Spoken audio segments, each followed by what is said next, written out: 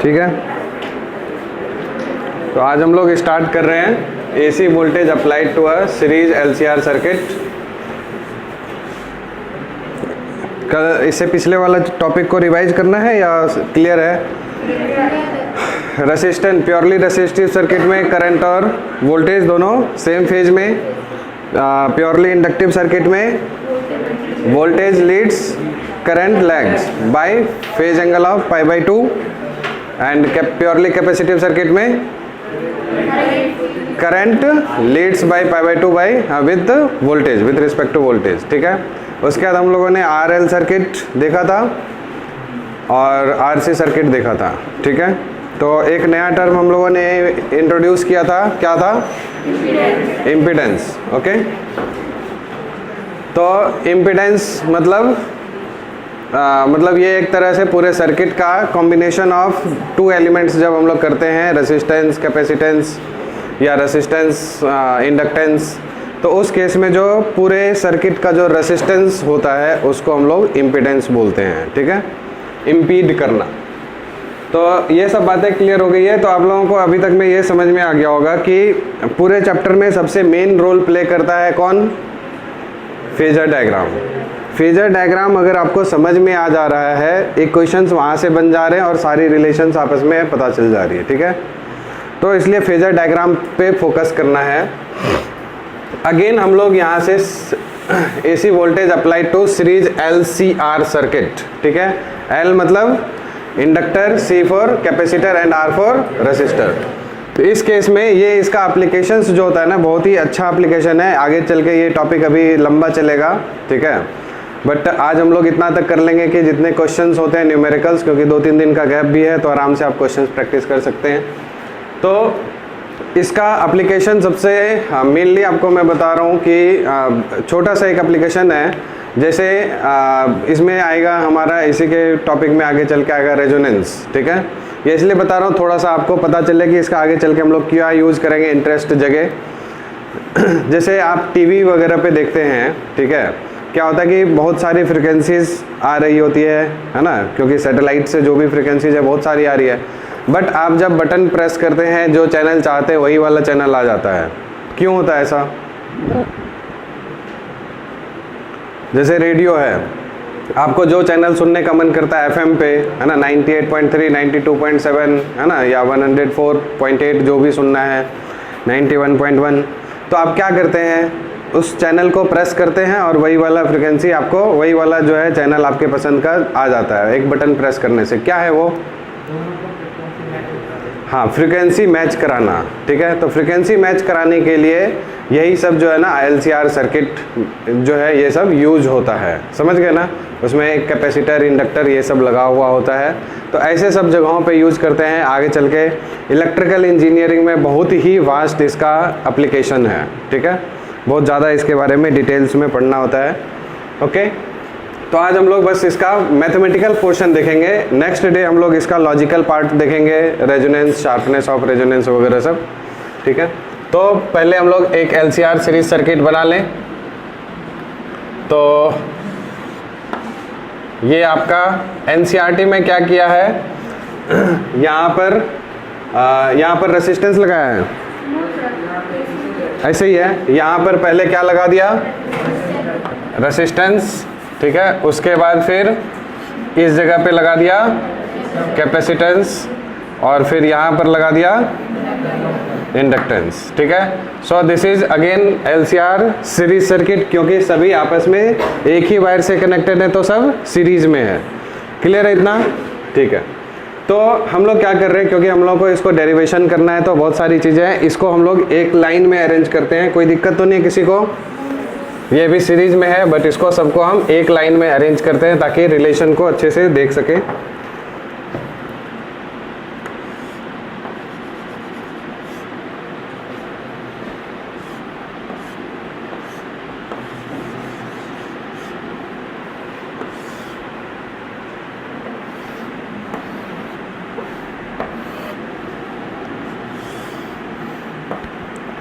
ठीक है, तो ये है आपका E, जिसको हम लोग Vm sin ओमेगा t भी बोलेंगे। सो this is your source voltage, ठीक है, जहाँ से क्या होगा, करंट निकलेगा। ओके, और ये करंट क्योंकि सारे के सारे रेसिस्टर, कैपेसिटर और इंडक्टर तीनों के तीनों सीरीज में हैं, तो इस वजह से तीनों में same amount of current flow होगा, ठीक है। और उस वजह से यहाँ पर कुछ ना कुछ सबके अक्रॉस पोटेंशियल ड्रॉप होगा या नहीं होगा, बोलिए। इस जगह हर जगह पर करंट का डायरेक्शन जो है वो ये है, ठीक है। करंट को कैपिटल I लेके चल लेते हैं, ठीक। करंट का डायरेक्शन सभी जगह पे क्या होगा, सेम होगा। यहाँ भी करंट इसी डायरेक्शन में होगा, इसी डायरेक्शन में होगा, इसी डायरेक्शन में होगा, ठीक है। समझ आ रही बात, कोई दिक्कत तो नहीं है, ठीक है। तो हम लोग मान लेते हैं कि let I be the current in the circuit and Q be the charge. किसके ऊपर charge flow in the circuit बोल सकते हैं, या फिर चार्ज बेसिकली आपका किसके लिए आएगा, यहाँ पर कैपेसिटर के लिए, ठीक है ना। ओके, तो अब आप ये बताइए कि यहाँ से अगर यूजिंग किरचॉफ्स रूल KVL जब हम लोग अप्लाई करेंगे इस पूरे लूप में, तो ये जो सोर्स वोल्टेज है दिस इज इक्वल्स टू हम लोग V भी बोल सकते हैं, ठीक है। ओके, ये सोर्स वोल्टेज आपका किसके किसके बराबर होगा, वोल्टेज ड्रॉप अक्रॉस R, कितना, I into R, okay, plus इसके अक्रॉस कितना voltage drop, Q by C, समझ आ रहा है, प्लस यहाँ पर कितना voltage drop, L di by dt, ठीक है। आप ऐसे समझिए या आप ये समझिए minus IR minus Q by C minus L di by dt plus V is equals to 0, Kirchhoff's rule. तो एक ही बात है, समझ गए, इक्वेशन तो यही बनेगी, ठीक है। तो ये जो इक्वेशन है, इस इक्वेशन को हम लोगों को सॉल्व करना है और सॉल्व करके करंट और वोल्टेज के बीच का फेज रिलेशनशिप्स निकालना है, ठीक है। तो सॉल्व करने का मतलब बेसिकली हम लोग यही कहना चाह रहे हैं कि करंट का इक्वेशन निकालना है। सब अभी तक में जितने भी टॉपिक थे सब में यही काम कर रहे थे, वोल्टेज दे दिया, उसके बाद फिर फाइनली हम लोग करंट की इक्वेशन निकालते हैं, उसके बाद फिर देख लेते हैं करंट और वोल्टेज में आपस में क्या रिश्ता है, समझ आ रहा है। तो इस इक्वेशन को सॉल्व करने के लिए हमारे पास दो मेथड होते हैं, ठीक है, समझ गए। एक होता है phasor method, phasor diagram method भी बोल सकते हैं, और दूसरा होता है एनालिटिकल मेथड, ठीक है। यही दो मेथड आपके बुक में एनसीईआरटी में दिया हुआ है। फेजर मेथड या फेजर डायग्राम सॉल्यूशन भी इसको बोलेंगे, ठीक है, फेजर डायग्राम सॉल्यूशन, ओके। और उसी से हम लोग इक्वेशन में से करंट की वैल्यू को फाइंड आउट करेंगे, ठीक है। और ये एनालिटिकल मेथड, ये पूरा मैथमेटिकल कॉन्सेप्ट है, इसमें थोड़ा सा स्टैंडर्ड है ये, इसको हम लोग बाद में देखेंगे। आज पहले हम लोग क्या देखते हैं, फेजर डायग्राम सॉल्यूशन को देखते हैं, इस इक्वेशन को कैसे सॉल्व किया जाए, ठीक है। एक्चुअली ये डिफरेंशियल इक्वेशन है, अगर आप लोग मैथ्स पढ़े होंगे तो उसमें आता है चैप्टर 9 में, है ना, डिफरेंशियल इक्वेशन। तो और 11th में भी थोड़ा बहुत वेव्स में हम लोग पढ़े थे, ठीक है। तो हम लोग स्टार्ट करते हैं पहले फेजर डायग्राम सॉल्यूशन।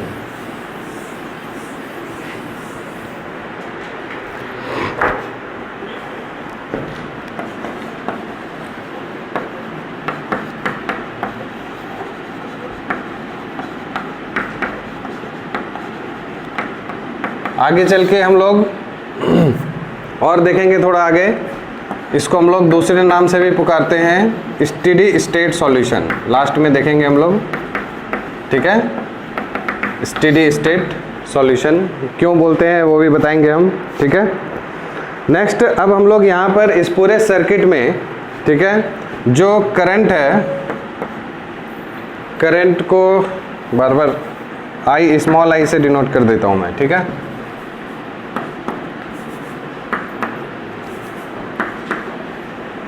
तो स्टार्टिंग में हम लोग क्या करेंगे, इस करंट को क्या एज्यूम कर लेंगे अपनी इच्छा अनुसार, आई M sine omega t plus 5।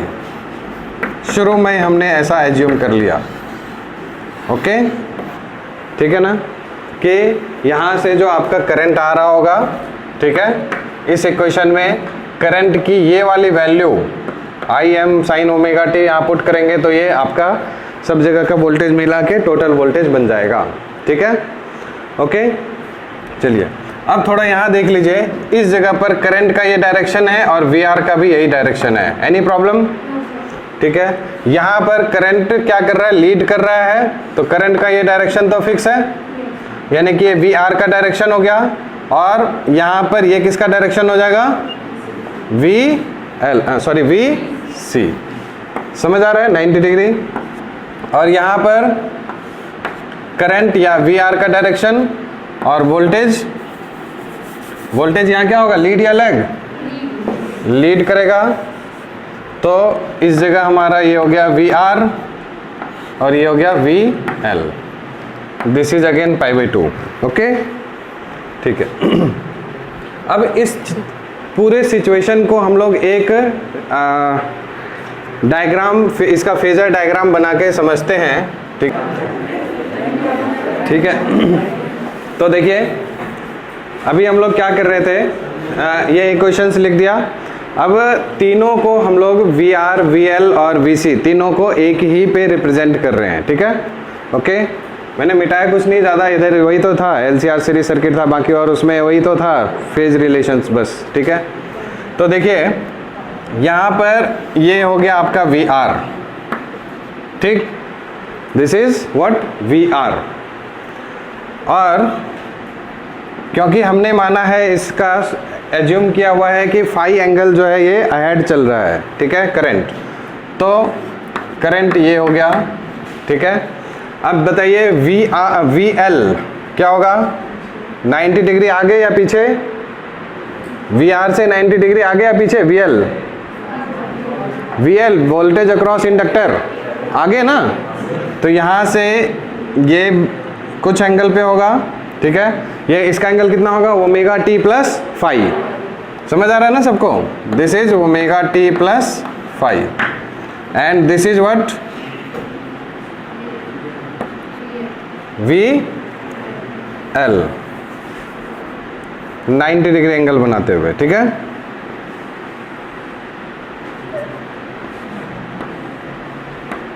Okay, और VC किधर होगा, इससे 90 डिग्री पीछे, है ना, ये आपका कितना हो गया पाई बाई 2, और ये VR है तो VC किधर होगा, इधर, है ना, 90 degree behind, so this is again pi by 2 angle, ये वाला, है ना, and this is what VC, समझ आ रहा है सबको इतना, ठीक है। तो अब आप देखिए कि तीन वेक्टर हैं, ये सब क्या है, VR, VL और VC, ये तीनों क्या है, वेक्टर्स हैं, ठीक है। तो VL vector, VR vector and VC vector, इन सब का मैग्नीट्यूड कितना होगा बता सकते हैं आप लोग,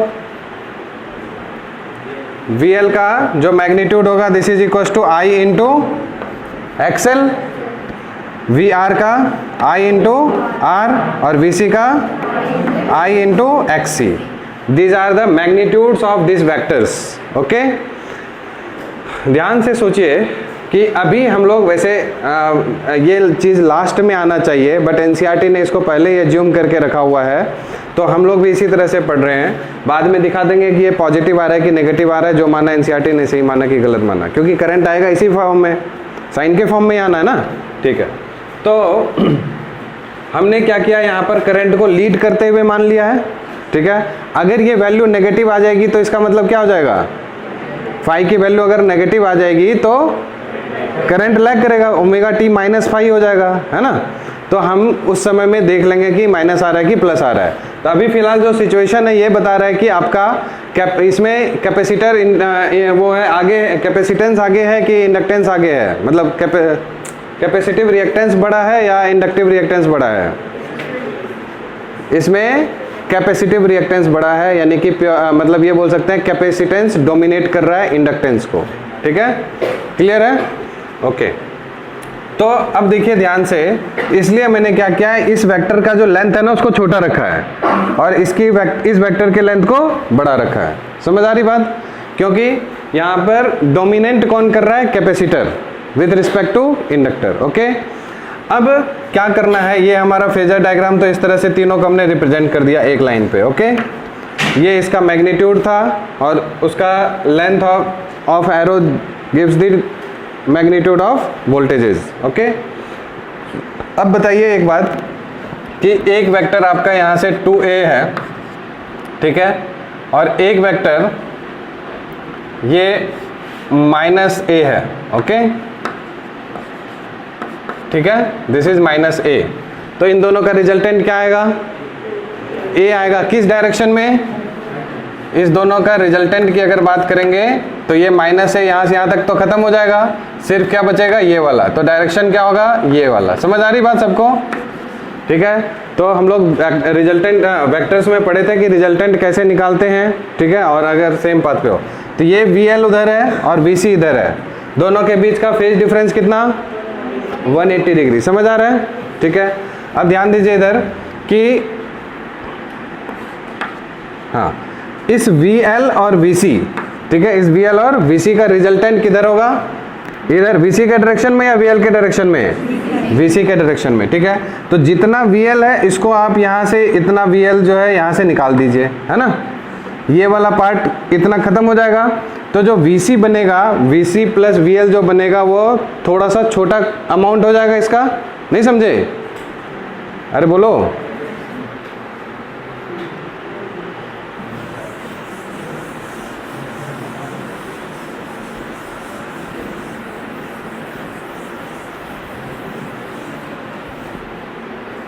तो इसको हम लोग फाइनली कैसे बना सकते हैं, कन्वर्ट कैसे कर सकते हैं? ये तो VR है, ठीक, और ये वेक्टर जो आपका बन गया, ठीक है, ये वेक्टर है आपका VC,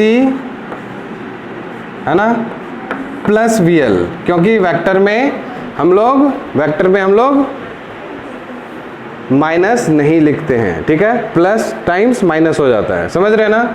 इसका जो मैग्नीट्यूड होगा VC प्लस VL का जो मैग्नीट्यूड होगा, दिस इज इक्वल्स टू, है ना, VCM, है ना, इसका VC का मैक्सिमम वैल्यू, ये जो अभी हम लोगों ने यहाँ लिखा था मिटा दिया उसको, ये VR को हम लोग VRM लिखेंगे। ठीक है, VR जो है वोल्टेज अक्रॉस रेसिस्टर, है ना, उसकी मैक्सिमम वैल्यू थी ना हमारी I इंटू R, ये मैक्सिमम वैल्यू है, यहाँ पर IM लिख देंगे। ओके, उसी तरह से VCM, तो IM इंटू क्या हो जाएगा?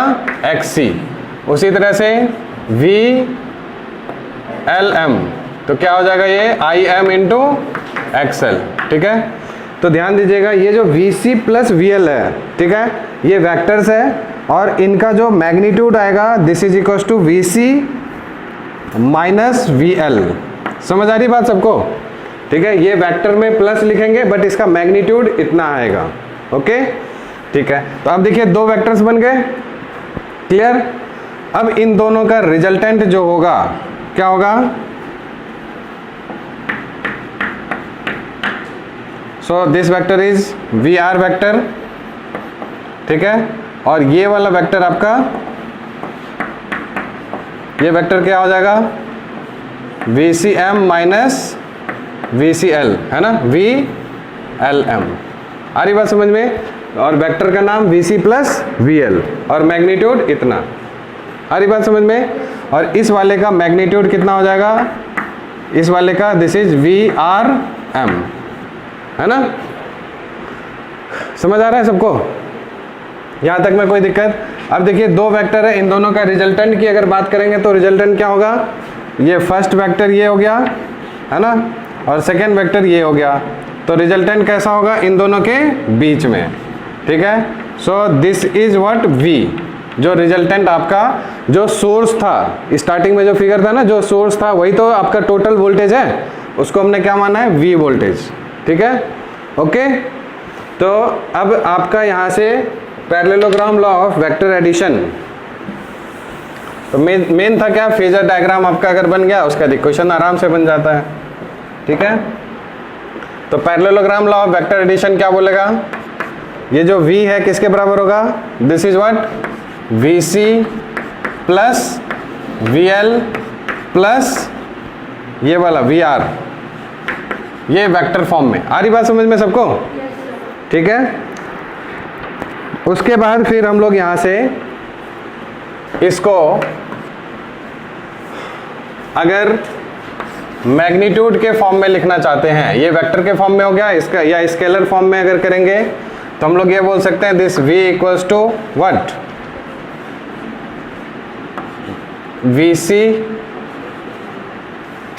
माइनस VL, है ना, ये दोनों का मिला के इतना आया था, और इसका होल स्क्वायर और VR स्क्वायर का अंडर रूट। समझ आ रहा है सबको? देखो ना, इसका मैग्नीट्यूड इतना और इसका मैग्नीट्यूड VRM। कोई दिक्कत? चलिए, यहां तक में कोई प्रॉब्लम है तो बताइए किसी को भी। और ये जो एंगल होगा, ये एंगल है ना, फर्स्ट वाले वेक्टर के साथ ये एंगल कितना हो जाएगा बताइए, सॉरी एक्सिस के साथ ना, V equals to VM sine omega t, so this is omega t. Okay, और ये वाला जो एंगल होगा ये फाई होगा, तब तो ये वाला क्योंकि आगे चल के करंट है ना, तो ओमेगा टी प्लस फाई, समझ गए ना, तो IM sine omega t plus phi. तो ये एंगल समझ में आ गया सबको? ठीक है, अब सिंपल सा है, VCM कितना आया था, VCM IM XC, VLM IM XL, और VRM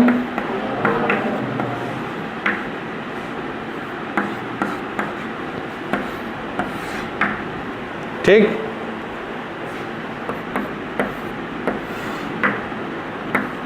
IM स्क्वायर यहाँ से क्या गया कॉमन, XC माइनस XL का होल स्क्वायर। आ रहा है समझ में?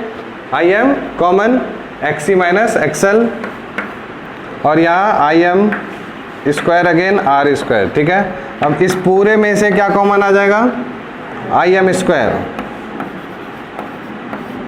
ठीक है, this is what, XC minus XL का whole square plus R square. Okay, and this is इधर V। ठीक है, आगे तो आएगा नहीं, इधर मिटा दो। अब समझ आ रहा है? इसका जल्दी से लिख लो। ऑलमोस्ट खत्म ही हो गया, अब इसमें ज़्यादा कुछ नहीं है, लास्ट स्टेप बचा है, इम्पिडेंस निकालना।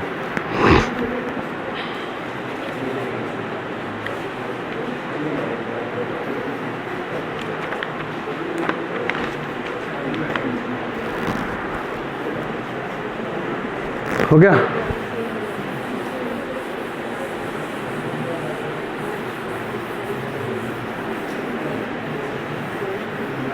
ये समझ आया ना सबको? क्योंकि ये वाला यहाँ पर बच्चे इसको देखेंगे ना तो ज़्यादातर बच्चे यहाँ पर कंफ्यूज होते हैं, ये तो VC माइनस VL होना चाहिए था, है ना, बट वेक्टर है इसलिए प्लस लिखते हैं, बट मैग्नीट्यूड में वो माइनस आ जाएगा, बस इतनी सी बात है। कई लोगों को ऐसा लगेगा कि ये गलत है यहाँ पर, है ना। चलिए, अच्छा, अब ये जो V है ना, ये V सोर्स वोल्टेज था। V क्या है, स्टार्टिंग में जो आप वोल्टेज सप्लाई कर रहे थे, ये कितने के बराबर होगा, this is equals to I into M, IM into ये मैक्सिमम करंट, और इंटू में पूरे सर्किट का रेसिस्टेंस, यही होगा ना। और पूरे सर्किट का रेसिस्टेंस को हम लोग क्या मान लेंगे, Z। ओके, तो यहाँ पुट कर दीजिए सिंपल, V की जगह पे IM इंटू Z, और इसका IM स्क्वायर का अंडर रूट बाहर आएगा तो क्या आएगा, IM। ओके, और इंटू में अंडर रूट XC माइनस XL का whole square, plus R square. ठीक है, ये आई एम और आई एम बेचारा कैंसिल आउट हो गया। जेड इक्वल टू कितना हो गया, under root R square plus X C minus XL का होल स्क्वायर। ठीक है, so this Z is called impedance of series LCR या एलसीआर सीरीज सर्किट। ठीक है, आगे बात समझ में इतनी। सो दिस इज इम्पीडेंस। ठीक है, इसको और थोड़ा सा आप अगर बढ़ाना चाहते हैं हल्ला गुल्ला मचा के, so this is R square, what is this, omega L, sorry 1 omega C minus omega L का होल स्क्वायर। और फिर और एक्सटेंड करना चाहते हैं ओमेगा को 2 पाई न्यू इंटू सी कर दीजिए, है ना, समझ रहे हो ना। चलिए इतना हो गया, इसका जल्दी से जो भी करना है करो। अब फिर जल्दी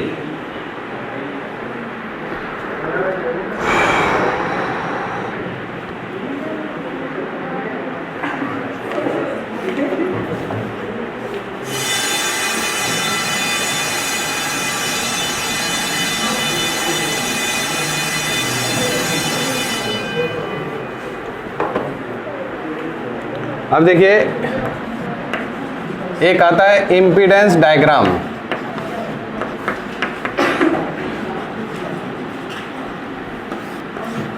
इम्पीडेंस डायग्राम क्या है ये देखिए थोड़ा। ये जो ट्रायंगल है, ये वाला ट्रायंगल, ठीक है, दिख रहा है, जिसमें ये V है, VC माइनस VM है, और ये VR है, और ये फाई है। इसी को हम लोग ऐसे बना रहे हैं। ओके, ये एंगल हमारा फाई है। ठीक, तो फाई के जस्ट अपोजिट है ना, ये राइट एंगल ट्रायंगल है ना, क्योंकि ये एंगल 90 डिग्री है, सबको पता है। ठीक है, सो दिस फाई, तो फिर इसके just opposite VCM minus VLM। Okay, और यहाँ पर क्या है, VR, और ये क्या है, V। समझ आ रहा है सबको। ओके, इसको हम लोग VRM भी बोल सकते हैं, या VR वेक्टर है, और इसका मैग्नीट्यूड की अगर बात करेंगे तो दिस इज VRM। ठीक है ना। चलिए, तो अगर यहाँ पर आप tan फाई की बात करेंगे, tan फाई कितना होगा बताइए, tan phi perpendicular upon base, है ना, सॉरी गलत लिख दिया, ये परपेंडिकुलर के जस्ट अपोजिट वाला हाइपोटेनियस होता है ना, तो ये आपका VR होगा, है ना,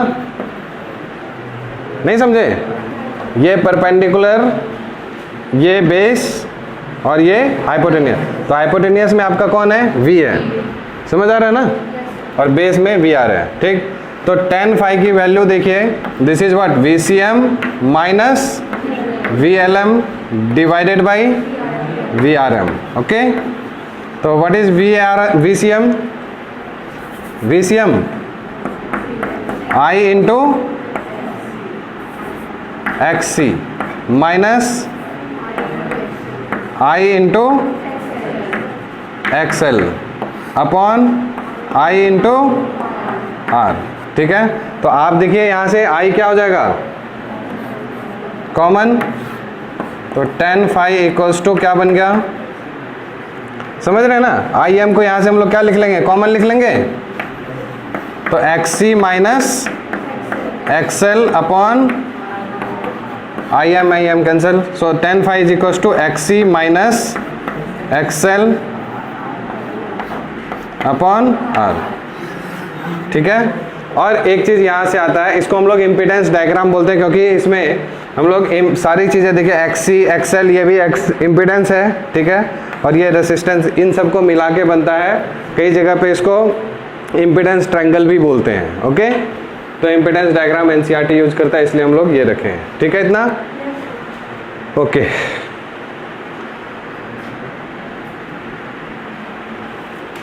अब यहाँ पर एक और चीज़ देखिए, इसमें अगर इसी ट्रायंगल में cos फाई की वैल्यू निकालना चाहें, अगर cos फाई, तो क्या होगा, base upon hypotenuse. Base is what, IM into R, और डिवाइडेड बाई हाइपोटेनियस क्या है, IM इंटू Z। अरे ये V है ना, तो यहाँ से ये क्या हो गया, I M cancel, this is equal to R upon Z। इसको आगे चल के हम लोग पावर फैक्टर बोलते हैं, ठीक है, समझ गए। R और Z के बीच में रिलेशन देता है, दिस इज cos phi, ठीक है, this is called power factor, okay. अब यहाँ ध्यान दीजिए, ये सब हो गया तो इधर मिटाऊं, ठीक है।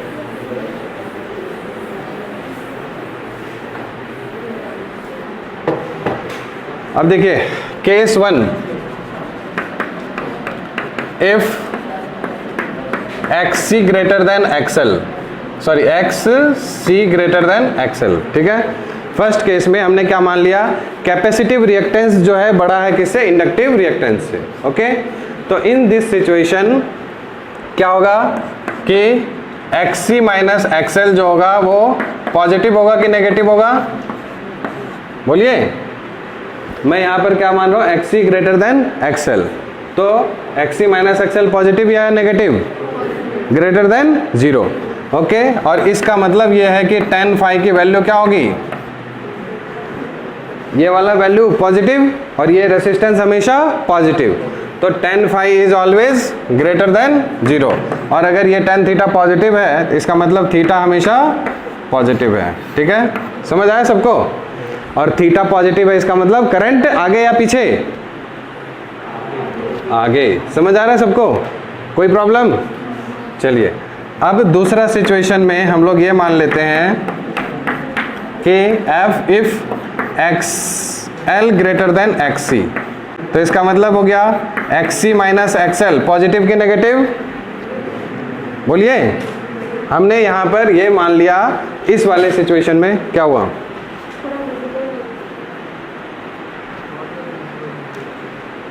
हो गया, ठीक है। इस सिचुएशन में XC ग्रेटर देन XL माना था, तो XC minus XL greater than 0, इसका मतलब कि ये पॉजिटिव और ये ऑलरेडी पॉजिटिव, तो ओवरऑल जो है आपका ये पॉजिटिव है, तो tan phi पॉजिटिव, और जब tan थीटा पॉजिटिव होता है इसका मतलब थीटा क्या है, पॉजिटिव, समझ आ रहा है। तो हमने जो I equal to I M sine omega t plus phi माना था, ओके। तो इसमें जो फाई है वो हमारा पॉजिटिव आया, इसका मतलब करंट लीड कर रहा है, तो इसका मतलब है कैपेसिटिव रिएक्टेंस जो है वो डोमिनेट कर रहा है किस पे, इंडक्टिव रिएक्टेंस पे, समझ आ रहा है। और अगर ऐसा सिचुएशन हो, देखिए क्योंकि ये पता नहीं हम लोगों को कि XC बड़ा है या XL बड़ा है, ठीक है, तो अगर ऐसा सिचुएशन हो कि L बड़ा हो, है ना, XL बड़ा हो किससे, XC से, तो इस सिचुएशन में XC माइनस XL क्या होगा, नेगेटिव। इसका मतलब we can say that this tan phi will be negative, इसका मतलब ये phi क्या हो गया, नेगेटिव, है ना। और phi नेगेटिव है तो इसका मतलब sine omega t minus phi, तो कौन लीड करेगा, करंट यहाँ पर लैग कर गया ना, बोलिए। तो इस समझ में आ गया। अच्छा अब दूसरी बात ये देखिए कि हमारा जो इम्पिडेंस का फॉर्मूला था, कहाँ गया, इम्पिडेंस का फॉर्मूला यहाँ नहीं है, तो इम्पिडेंस का जो फॉर्मूला आया था Z equal to R square plus XC minus XL का होल स्क्वायर, ठीक है।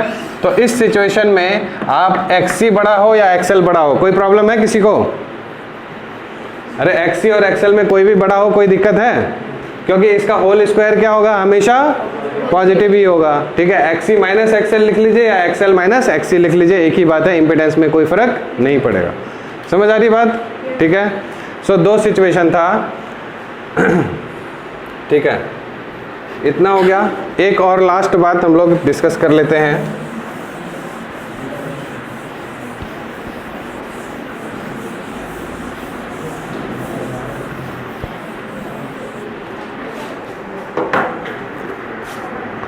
फेज, अच्छा फेजर डायग्राम, अगर इसका वो सॉरी टाइम डायग्राम बनाना हो, ये तो सिंपल है, दिस इज व्हाट V, है ना, और ये I, समझ आ रहा है, क्यों, क्योंकि कैपेसिटिव सर्किट टाइप से बन जाएगा, अरे बोलिए, ठीक है, 90 डिग्री आगे। और इसी को हम लोग, ये फेजर डायग्राम हो गया पूरा, है ना, और इसी को ऐसे बनाना चाहते हैं तो दिस इज व्हाट वोल्टेज, और करंट आपका ऐसे जाएगा, कोई दिक्कत तो नहीं है, ये सब देख चुके हम लोग। कैपेसिटिव रिएक्टेंस जैसे होता है कैपेसिटिव सर्किट का, उसी तरह से बनेगा, है ना। चलिए उसके बाद इसमें एक इम्पॉर्टेंट चीज़ रह गया, ठीक है, वो वैसे यहाँ पर एनसीईआरटी में आपको दिया हुआ है नहीं, आगे चल के टॉपिक में दिया हुआ है, बट हम लोग क्या है इसके ऊपर क्वेश्चंस करेंगे इसलिए हम लोग बोल देते हैं, ठीक है। तो इसका कुछ एडवांटेज डिसएडवांटेज है, ये जो हम लोग पढ़े थे इसका डिसएडवांटेज है जिसको हम लोग नेक्स्ट स्ट्रक्चर में वहीं से स्टार्ट करेंगे, ठीक है। ये जो फेजर डायग्राम सॉल्यूशन था इसमें हम लोग आगे इसका डिसएडवांटेज से स्टार्ट करेंगे, ट्रांजिएंट सॉल्यूशन पे चलेंगे, ठीक है। This is called steady state solution, ठीक। अभी हम लोग थोड़ा सा आगे कर लेते हैं क्योंकि इस पर क्वेश्चंस करना है। देखिए जेड आपका कितना आया यहाँ से, R square plus X C minus XL का होल स्क्वायर, ठीक है। अब जो सर्किट का जो करंट है, करंट इज इक्वल टू क्या होता है, वी अपॉन जेड, ठीक है। So this is equal to V M upon Z. तो वी एम अपॉन में जेड की जगह पे हम लोग इस पूरे को रख दिया, this is R square plus X C minus XL का होल स्क्वायर, ठीक है। अब ध्यान दीजिएगा यहाँ पर हम चाहते हैं कि पूरे सर्किट में करंट को मैक्सिमम करना, है ना। इसको अगर आप मैक्सिमाइज करना चाहते हैं तो कैसे मैक्सिमाइज होगा बताइए। ये तो ठीक है, फिक्स है ये मैक्सिमम वोल्टेज, ये भी बेचारा फिक्स है। अब ये अगर कुछ वैल्यू लेगा, अगर ये कुछ वैल्यू लेगा तो इस पूरे की कुछ, ये क्यों है, ये हमेशा पॉजिटिव है, ध्यान से समझिएगा, ये हमेशा पॉजिटिव है, ठीक है। तो ये कुछ ना कुछ वैल्यू लेगा, तो हम चाहते हैं अगर ये वैल्यू लेगा तो इस पूरे की वैल्यू बढ़ जाएगी और इस पूरे की वैल्यू जैसे बढ़ेगी ये कम हो जाएगा, समझ आ रहा है। डिनोमिनेटर ज़्यादा हो रहा है ना तो ये कम हो रहा है। तो हमारा मेन टारगेट है कि अगर हम इसको मैक्सिमाइज करें तो इसको मिनिमाइज करें। तो किसी भी चीज़ का होल स्क्वायर मिनिमम वैल्यू कब ले सकता है बताइए, है ना। For I to be maximum, है ना, जेड टू बी, जेड को क्या होना पड़ेगा, इम्पीडेंस को मिनिमम, ठीक है। और जेड अगर मिनिमम होगा इसका मतलब हम लोग चाहते हैं एक्स सी माइनस एक्सएल का होल स्क्वायर मिनिमम वैल्यू ले, है ना। और ये मिनिमम वैल्यू कितना होता है किसी भी चीज़ का होल स्क्वायर का, 1 0, है ना, नहीं समझे, ठीक है। कोई भी चीज़ का होल स्क्वायर 0, इससे नीचे तो नहीं हो सकता, कभी नेगेटिव तो हो ही नहीं सकता, तो मिनिमम वैल्यू 0। तो इस समय में हम लोग ये बोल सकते हैं this should be equal to 0, है ना। तो इसका मतलब एक्स सी इक्वल टू क्या हो गया, एक्सएल। आ रही बात समझ में सबको। अगर हम चाहते हैं कि सर्किट में मैक्सिमम करंट फ्लो करे सीरीज एलसीआर सर्किट में, एक्सएल और एक्ससी की वैल्यू 0, जैसे ये 0 हुआ तो सिर्फ क्या बचा, आर, यानी प्योरली रेसिस्टिव सर्किट बन गया। ये समझ आ रही बात, ठीक है। And this situation X C equals to XL, है ना, this situation is called resonance situation, जिसके बारे में हम लोग डिटेल से आगे पढ़ेंगे, ठीक है। रेजोनेंस कंडीशन, समझ गए, फ्रीक्वेंसी मैच करता है यहाँ पे। और इसको थोड़ा सा और आगे बढ़ेंगे तो this is omega C and XL equals to omega L. So from here you can say that this omega square is equals to 1 upon L C. So this omega is equals to 1 upon under root LC. Any problem?